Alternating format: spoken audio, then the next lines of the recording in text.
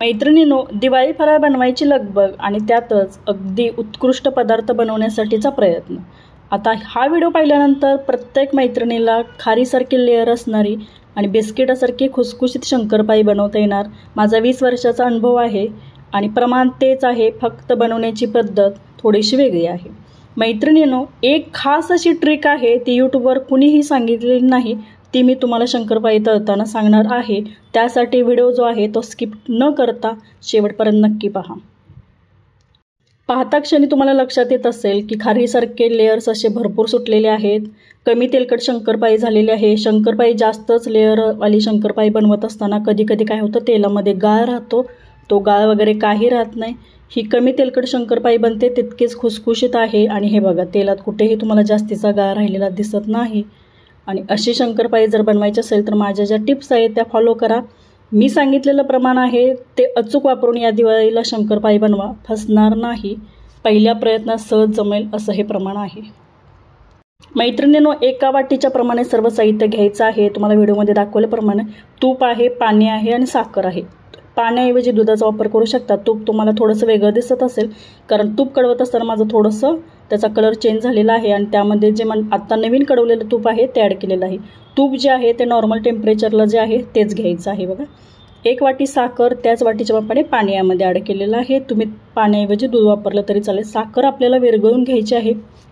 गॅसवरती गरम करण्यासाठी ठेवली. थोडीशी हलकंसं पाणी गरम झालं की साखर विरघळते, थोडंसं ढवळून घेते. आपल्याला जास्त या पाण्याला उकळी आणायची नाही. साखर विरघळेपर्यंतच फक्त हलवून घ्यायचं आहे. वाटीच्या मापाने तूप घेत असताना तूप जे आहे ते वितळून घेतलं की प्रमाण चुकतं. म्हणून मी तुम्हाला सांगते, घरामध्ये डब्यामध्ये जसं तूप आहे तसं न वितळता तूप घ्या. वाटी जशी भरायची तशी भरायची, प्रमाण चुकणार नाही. त्याच वाटी बघा, न वितळता घेतलेलं तूप आहे. तुपाचा कलर थोडासा काळपट दिसत असेल, परंतु इग्नोर करा. त्याच वाटीच्या मापाने आपल्याला तूप घ्यायचं आहे. ज्यावेळी आपण तूप कडवून घेतो त्यावेळी त्याचं प्रमाण वाढतं. म्हणून काही न कडवतात घेतलेलं जे तूप आहे ते वाटीच्या मापाने घेतलं तर शंकरपाळी खुसखुशीत होते. बघा मैत्रिणींनो, साखर आणि पाणी विरघळल्यानंतर त्यामध्ये तूप ॲड केलेलं आहे. गॅस बंद करायचा आहे आणि हे जे मिश्रण आहे थंड व्हावं म्हणून मी परातीमध्ये घेतलेलं आहे, कारण या परातीमध्ये आपल्याला शंकरपाळीसाठीचं जे पीठ आहे ते भिजवून घ्यायचं आहे.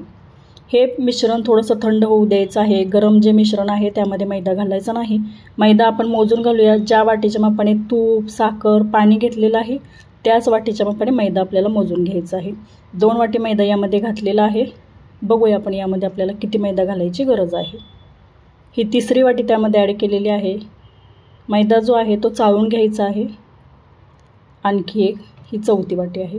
ही 4थी वाटी त्यामध्ये ॲड केलेली आहे. अर्धा किलोचं पॅकेट मी फोडलेलं आणि हे 4 वाटी. अजून मैदा थोडासा शिल्लक आहे, म्हणजे अर्धा किलो मैद्याची आज आपण शंकरपाळी बनवतो आहे. बघा, किंचितसं त्यामध्ये मीठ घातलं. थोडीशी वेलची पूड तुम्ही ॲड करू शकता, मी त्यामध्ये ॲड केलेली नाही. आणि हे छान असं मिक्स करून घ्यायचं. गरज वाटली तर त्यामध्ये आणखी मैदा घालायचा आहे. 1 वाटी मैदा अजून शिल्लक राहिलेला आहे, म्हणजे अर्धा किलो मैद्यातला मी इथे जो 4 वाटी मैदा घातलेला आहे तेवढ्यात बघूया पीठ आपलं भिजलं तर वरून ॲड करायची गरज नाही. पण पीठ तुम्हाला सैलसर दिसत असेल, 1 वाटी मैदा जो साईडला ठेवलेला तोही त्यामध्ये ॲड केलेला आहे. म्हणजे ही 5 वाट्या मैदा आहे. म्हणजे वाटी लहान असल्यामुळं तुम्हाला 5 वाट्या दिसत असेल, म्हणजे अर्धा किलो मैदा यामध्ये ॲड केलेला आहे. एकाच वाटीच्या मापाने जर मोजून घेतलं तर वजनी प्रमाण बघायची गरज नाही. वाटीच्या मापाने केलेलाही पदार्थ अगदी परफेक्ट जमतो मैत्रिणींना. हे बघा, अर्धा किलोतला एवढाच मैदा शिल्लक होता, तो मी त्यामध्ये ॲड केलेला आहे. म्हणजे अर्धा किलो मैदा यामध्ये मी ॲड केलेला आहे. 5 ते 5.5 वाट्या मैदा तुम्ही त्यामध्ये ॲड करायचा. आपल्याला जास्त ही पीठ जे आहे ते मळून घ्यायचं नाही, फक्त भिजवून घ्यायचं आहे. तुम्हाला थोडंसं चिरा पडल्यासारखं ते पीठ दिसत असेल, फक्त एकजीव करायचा, झाकण ठेवायचं आणि 15 मिनटासाठी ते साईडला ठेवायचं आहे. फक्त मी एकजीव केला आहे. बघा, जास्त रगडून मळायचं नाही, कारण शंकरपाळीला छान असे लेयर्स येण्यासाठी हे पीठ जे आहे फक्त भिजवून घेणं गरजेचं आहे. एकसारखा गोळा केला आणि याच्यावरती मी झाकण ठेवून 15 मिनटासाठी साईडला ठेवते. आता कढईत थोडंसं ओलसर तूप वगैरे शिल्लक होतं म्हणून हे बघा थोडंसं मिक्स करून घेतलं आणि आता झाकून साईडला ठेवते.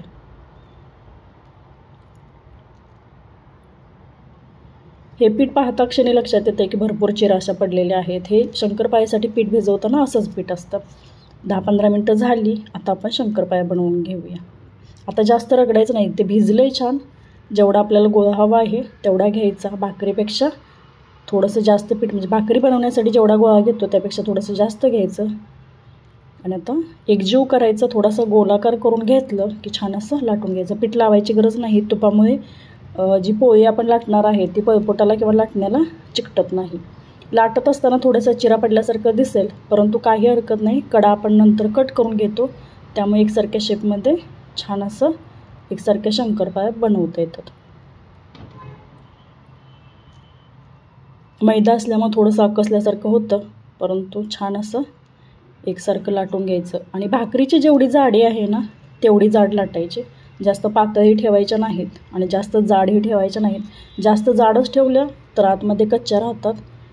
आणि शंकरपाळी ज्यावेळी आपण जाडीच्या जी आहे ती भाकरीपेक्षा थोडीशी जाड किंवा भाकरीच्या साईजमध्ये ठेवायची.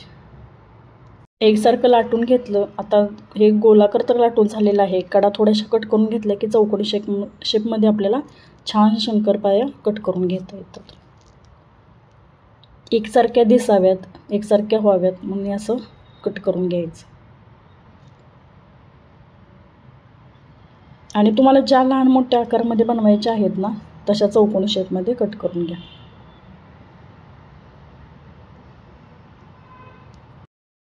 मैत्रिणींनं थोडंसं चौकोनी शेपमध्ये कट करून घेतलेलं आहे आणि एकसारख्या शंकरपाळ्या तुम्हाला दिसत असतील.